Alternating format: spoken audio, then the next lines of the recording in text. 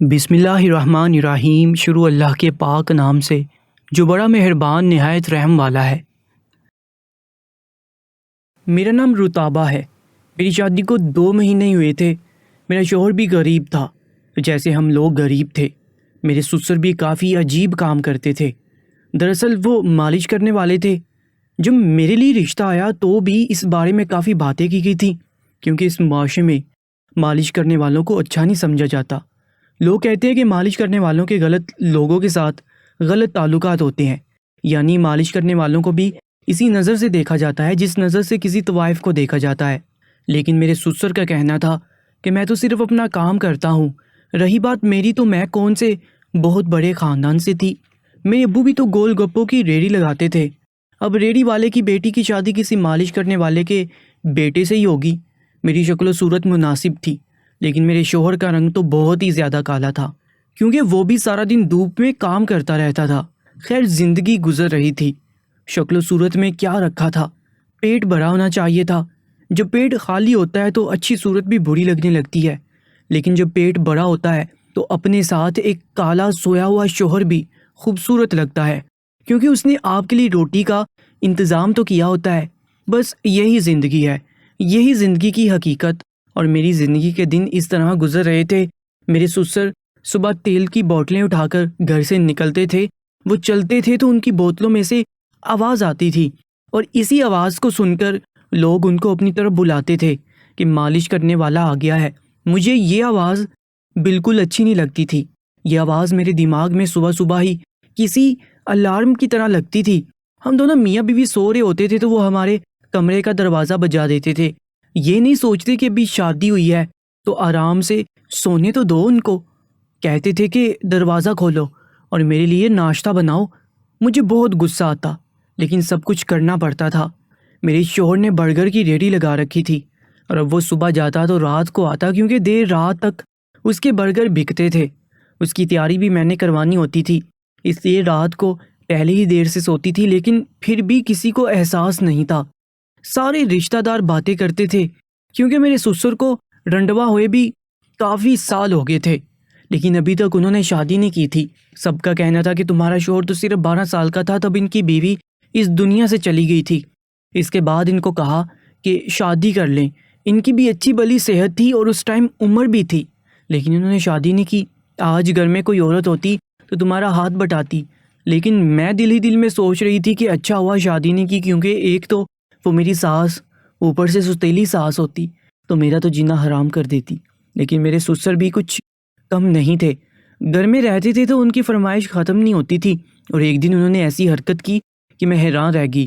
ان کے ساتھ ایک آدمی گھر میں داخل ہوا جس کو میں نہیں جانتی تھی، لیکن ابھی میں اس پورے خاندان کو اچھی طرح سے جانتی نہیں تھی، اس لیے مجھے لگا کہ کوئی رشتہ دار ہوگا۔ میں نے بڑھ کر سلام کر دیا، لیکن اس کے سلام کا جواب نہیں دیا۔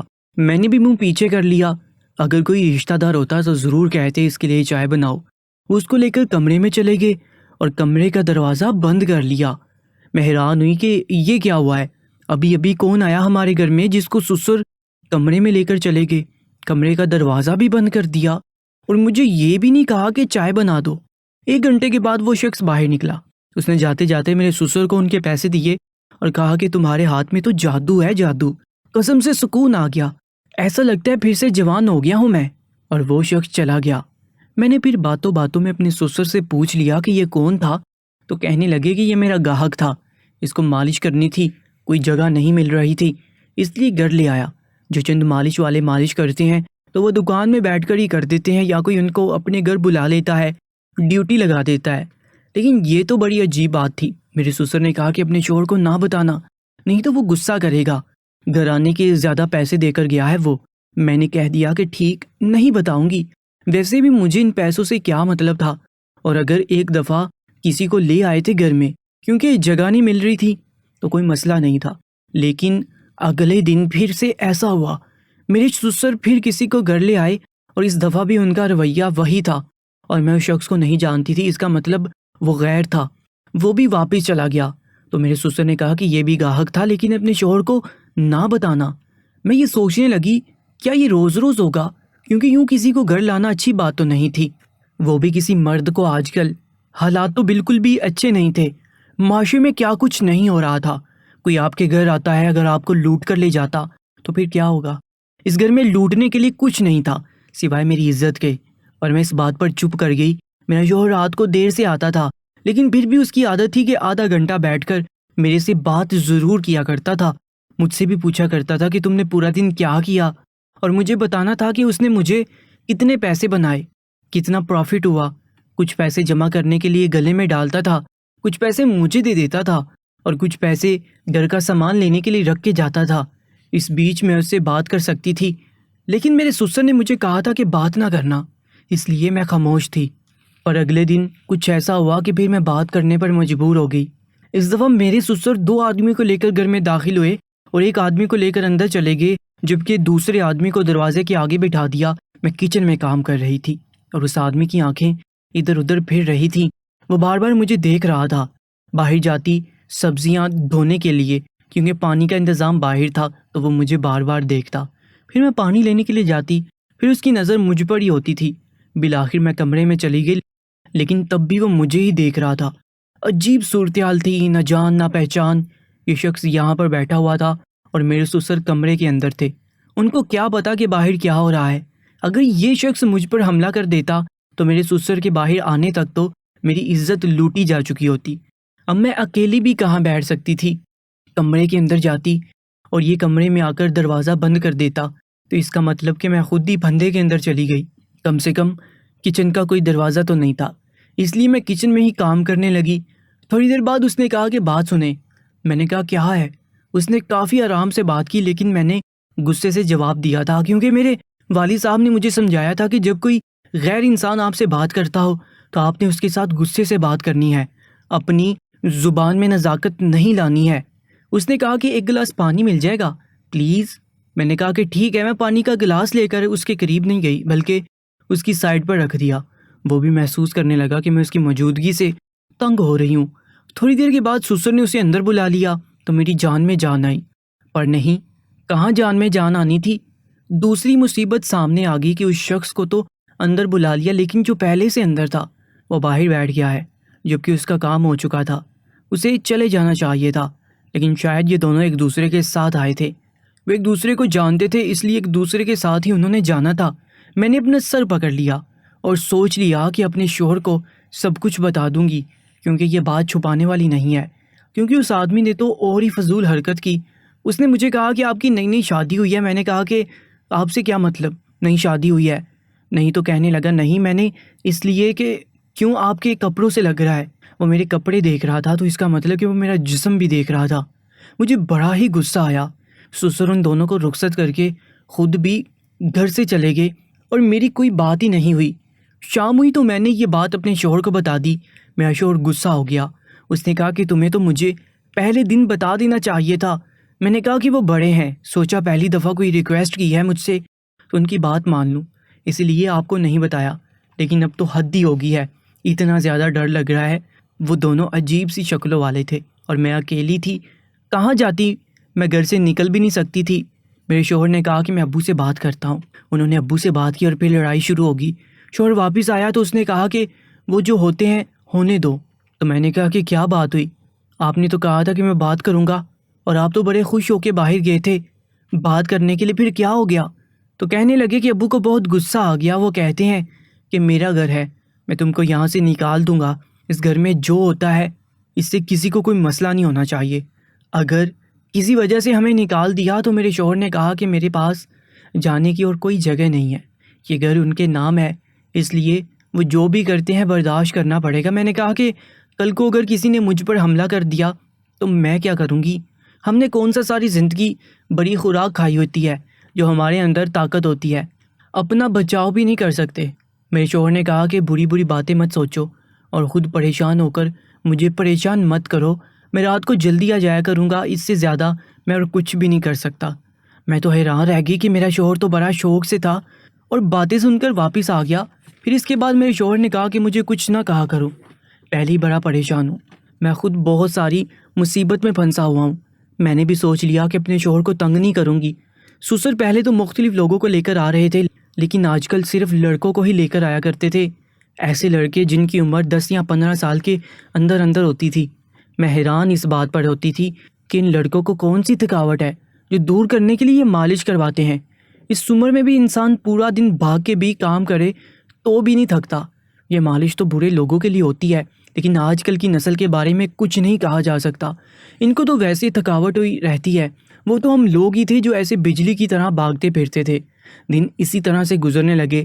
ایک دن میں نے دیکھا کہ میرے سسر کسی کی مالش کر رہے تھے، جبکہ میرے کمرے میں مجھے کسی کا سر نظر آیا۔ میں حیران رہ گئی کہ میرے کمرے میں اس وقت کون ہے۔ میرا شوہر گھر پہ ہوتا نہیں تھا۔ جب میں کمرے میں داخل ہوئی، وہاں پر ایک لڑکا کھڑا تھا اور آس پاس دیکھ رہا تھا۔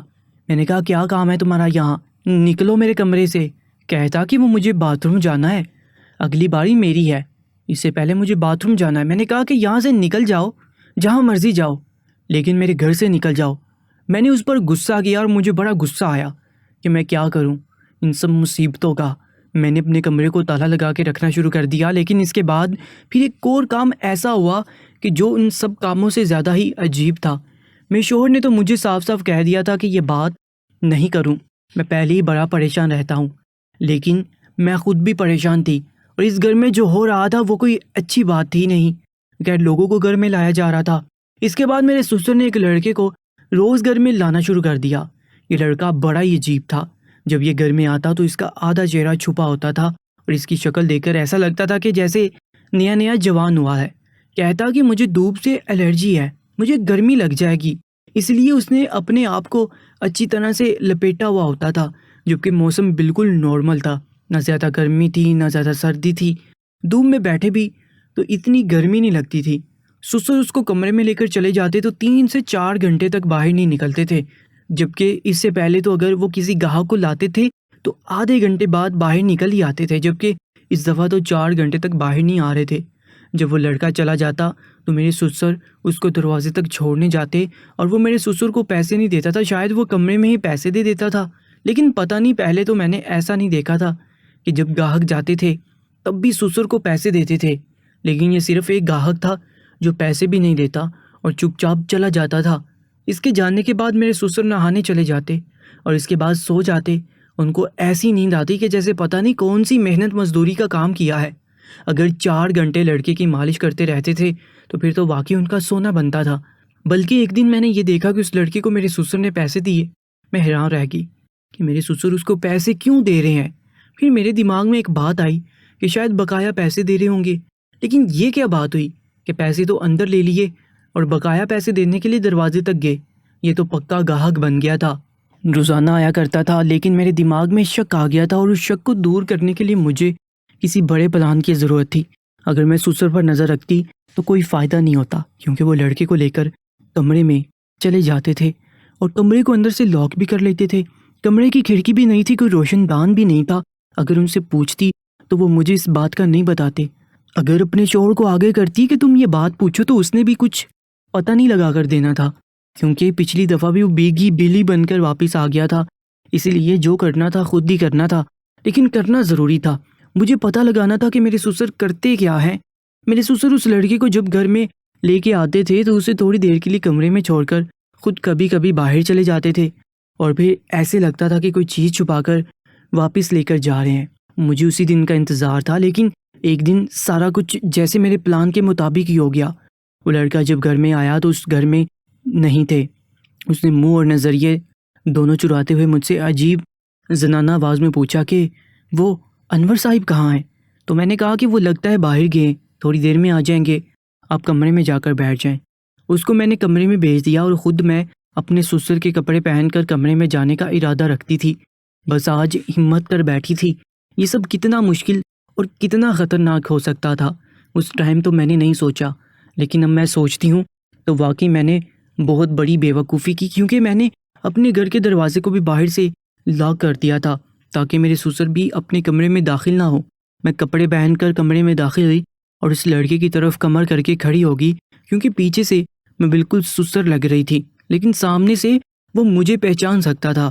لیکن اس کے بعد 2 منٹ کے اندر یہاں جو ہوا بہت زیادہ حیران کن تھا، کیونکہ اچانک مجھے لڑکی کی آواز آئی اور میرے سسر کو اس لڑکی نے کہا کہ آج آپ میرے لیے کھانے کو کچھ نہیں لائے، مجھے بہت زیادہ بھوک لگ رہی ہے۔ میں حیران رہ گئی اور پلٹ نہیں رہی تھی۔ اس نے کہا کہ انور کیا ہو گیا آپ کو، آپ نے تو کہا تھا کہ آج مجھے سموسے کھلائیں گے۔ اس کا مطلب میرے سسر سموسے لینے کے لیے ہی گئے ہوئے تھے، اور اس سے پہلے بھی جو وہ جاتے رہتے تھے وہ اس کی فرمائشوں کے لیے جاتے تھے۔ یہ لڑکا نہیں لڑکی تھی جو لڑکے کا حلیہ بنا کر میرے سسر سے ملنے کے لیے آتی تھی، تبھی تو وہ 4 گھنٹے تک اس کے ساتھ مصروف رہتے تھے۔ کیا ہو گیا انور آپ کو؟ میری طرف دیکھتے کیوں نہیں ہیں؟ ویسے آج آپ کی بہو سے میں نے پوچھ لیا کہ آپ کہاں ہیں، تو اس نے بڑے ہی غصے سے مجھے جواب دیا، یہ نک چڑی سی بہو آپ کو کہاں سے ملی ہے، اور کب تک ہمیں چھپ چھپ کر ملنا پڑے گا؟ میں اب تھک گئی ہوں۔ اگر یہ گھر آپ کے بیٹے کے نام ہے تو اس کا مطلب یہ تو نہیں ہے کہ اس کی مرضی چلے گی۔ آپ اس کے باپ ہیں، وہ آپ کا باپ نہیں ہے۔ اس کا مطلب گھر میرے شوہر کے نام تھا، لیکن میرے سسر تو کہہ رہے تھے کہ یہ گھر میرے نام ہے۔ اس کا مطلب وہ جھوٹ بول رہے تھے۔ ہم سے اب تک یہ بات اس لیے چھپائی تھی کیونکہ اگر یہ بات ہمیں پتہ چل جائے تو ہم ان کو اس گھر سے نکال سکتے تھے۔ وہ لڑکی کافی دیر سے بولتی جا رہی تھی، لیکن اب شاید اس سے صبر نہیں ہوا، اٹھ کر میرے پاس آ گئی۔ جیسے اس نے مجھے اپنی طرف کیا، اس کے منہ سے چیخ نکل گئی، اور میں بھی حیران تھی۔ میں نے کہا کہ کون ہو تم؟ کیا کر رہی ہو یہاں پہ؟ کب سے چل رہا ہے یہ سب کچھ؟ نکاح کر لیا میرے سسر کے ساتھ یا یوں ہی چلی آتی ہو؟ میں نے اسے ڈانٹنا شروع کر دیا۔ عمر تو اس کی 15-16 سال ہی ہوگی۔ میں تو حیران تھی، میرے سسر نے ساری زندگی شادی نہیں کی اور پھر اچانک سے ایک 15-16 سال کی لڑکی کو بنسا لیا۔ میں نے کہا کہ شادی کی ہے تم نے میرے سسر کے ساتھ، کہ شادی کے بغیر یہ سب کچھ کر رہی ہو؟ وہ شرمندہ سی ہوگی۔ اس نے کہا کہ نکاح کیا ہے ہم نے۔ میں نے کہا کہ اچھا چلو شکر ہے، نکاح تو کیا ہے۔ اتنی دیر میں دروازے پر دستک ہوئی، لگتا ہے میرے سسر آگے تھے۔ میں نے کہا کہ آج تمہارے سارے راز مجھے پتہ چل گئے ہیں، اور مجھے کچھ تو بتا دو، نہیں تو اسی کمرے میں بند کر کے مار دوں گی۔ اس نے کہا کہ یہ گھر تمہاری ساس کے نام تھا اور انہوں نے مرنے سے پہلے گھر اپنے بیٹے کے نام کر دیا تھا۔ تمہارے سسر کا اس گھر میں کچھ بھی نہیں ہے، اور وہ میرے ابو کو مالش کرنے کے لیے آیا کرتے تھے، لیکن مجھے ان سے محبت ہوگی۔ ہم دور دور سے ایک دوسرے کو دیکھتے رہتے تھے۔ پھر ایک دن میری ٹانگ میں بہت درد تھا، کہنے لگے کہ ایسی مالش کروں گا کہ درد ٹھیک ہو جائے گا۔ میرا درد بالکل ٹھیک نہیں ہو رہا تھا، مختلف ڈاکٹر کے پاس جا چکی تھی اور ہزاروں دوائیاں کھا چکی تھی، لیکن اگر میرے گھر والوں کو پتہ چلتا کہ میں نے ان سے مالش کروائی ہے تو مجھے بہت مارتے۔ پھر بھی میں نے ان سے مالش کروا لی اور میرے گھر والوں کو یہ بات پتہ چل گئی، لیکن انہوں نے شادی کی بات کر دی اور میرے گھر والے مان گئے۔ میں نے کہا تمہارے گھر والے کیوں مان گئے؟ تمہاری عمر بھی کم ہے اور انہوں نے تمہاری شادی ایک برے انسان سے کروا دی، کیوں؟ تم ان کی اپنی بچی نہیں ہو؟ تو کہنے لگی کہ دراصل میں گھر سے بھاگ گئی تھی اور میں نے کوئی غلط کام بھی کیا تھا۔ میری عمر 15 سال نہیں ہے، 19 سال ہے۔ میرا قد چھوٹا ہے، اس لیے میں چھوٹی لگتی ہوں۔ میں نے اپنا سر پکڑ لیا اور سوچا کہ کس قسم کی لڑکی ہے یہ، حد ہوتی ہے۔ ویسے اتنی دیر میں دروازے پر زور زور سے دستک ہونے لگی اور مجھے میرے شوہر کی بھی آواز آئی۔ میں نے دروازہ نہیں کھولا، پہلے جا کے کپڑے بدلے، اس کے بعد آرام سے دروازہ کھولا۔ میرے شوہر نے دیکھا تو کہنے لگے کہ کیا ہو رہا ہے، کیا کر رہی تھی یہاں پر؟ میرے بابا کہہ رہے تھے کہ تم اندر ایک جوان لڑکے کے ساتھ غلط کام کر رہے ہو۔ میں نے کہا کہ ایک یہی برائی تھی جو اس گھر میں ہونی رہ گئی تھی، اب یہ مجھ پر جھوٹا بہتان لگائیں گے جبکہ ان کے اپنے دامن پر داغ ہے۔ میرے شوہر نے کہا کہ کیا کہہ رہی ہو، اور دیکھا تو میرے ساتھ کوئی لڑکا نہیں لڑکی تھی۔ میں نے اپنے شوہر کو سب کچھ بتا دیا اور اس لڑکی کو بھی کہا کہ دوبارہ سے سب کچھ بتا دو۔ اس نے بھی سب کچھ بتایا، گھر والی بات بھی۔ میرا شوہر حیران رہ گیا، میرے سسر کا راز کھل چکا تھا، اب وہ کچھ بھی کرتے وہ اس بات کو چھپا نہیں سکتے تھے۔ اس لڑکی نے سب کچھ بتا دیا۔ میرے سسر تو اس لڑکی کو یہ بھی کہہ رہے تھے کہ جتنی تم خوبصورت ہو کاش اتنی عقل مند بھی ہوتی۔ میرے شوہر نے سسر کو کافی باتیں سنائیں کہ آپ نے یہ سب کچھ کیا، سب چھپا کر رکھا۔ اگر کسی سے شادی کرنی تھی تو کسی طلاق یافتہ یا بیوہ سے کی ہوتی، لیکن آپ کو کسی کو پناہ تھوڑی دینی تھی، آپ نے تو زندگی کے مزے لوٹنے تھے۔ اپنے سے آدھی عمر کی لڑکی کے ساتھ آپ نے شادی کر لی ہے، اب لوگ تو باتیں کریں گے نا۔ میرے سسر نے سر جھکایا ہوا تھا۔ میرے شوہر نے کہا کہ اب کیا کر سکتے ہیں، دونوں کو گھر سے نکال نہیں سکتے۔ اگر آپ نے نکاح کیا ہے یہاں پر رہیں، لیکن آج کے بعد سے اس گھر میں صرف میرا حکم چلے گا، کوئی مالش کروانے گھر کے اندر نہیں آئے گا، اور یہ لڑکی اس گھر کا کام بھی کرے گی، میری بیوی کے ساتھ برابری کا ہاتھ بٹائے گی، اور آپ بھی دوبارہ سے مالش والا کام نہیں کریں گے، چھوڑ دیں اس کام کو۔ پہلے آپ کے ساتھ اس کام کی وجہ سے ہمیں ہزاروں باتیں سننی پڑتی تھیں، اور اب آپ نے وہ ساری باتیں سچ بھی کر دکھائیں۔ خاندان والے تو بولے نا، اور مجھے ہی سننی پڑے گی۔ میرے سسر بالکل سیدھی لائن پر آ گئے اور انہوں نے کہا کہ جیسا تم دونوں چاہو گے ویسا ہی ہوگا۔ اب پریشان ہونے کی ضرورت نہیں۔ اس کے بعد سے وہ ہمارے گھر میں ہی رہنے لگے۔ ہمارے ساتھ اس لڑکی کا نام سمینہ تھا۔ وہ گھر کے کام بھی کرتی تھی، اور بڑی عجیب بات تھی کہ وہ میری ساس تھی۔ خاندان والوں نے بہت باتیں کی، لیکن ہم نے ان کی بات چپ چاپ سن لی۔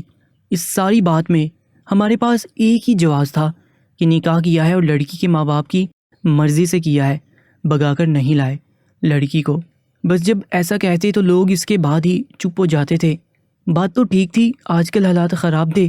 اگر کوئی نکاح کرتا ہے تو اس کے پیچھے نہیں پڑنا چاہیے۔ بس دن اسی طرح گزر رہے تھے، اور میں امید سے ہوں وہ لڑکی اچھی ہے، میرا ساتھ دیتی ہے، گھر کے کام بھی کرتی ہے، باقی سارا کچھ بالکل ٹھیک ہے۔ دوستو، آج کی اس کہانی کے بارے میں اپنی قیمتی رائے سے ہمیں ضرور آگاہ کیجیے گا، اور مزید ایسے ہی سبق آموز اور سچی کہانیوں کے لیے ہمارے یوٹیوب چینل درباری ٹی وی کو سبسکرائب کر لیجیے گا۔ انشاءاللہ ملاقات ہوگی ایک نئی ویڈیو میں، تب تک کے لیے اللہ نگہبان۔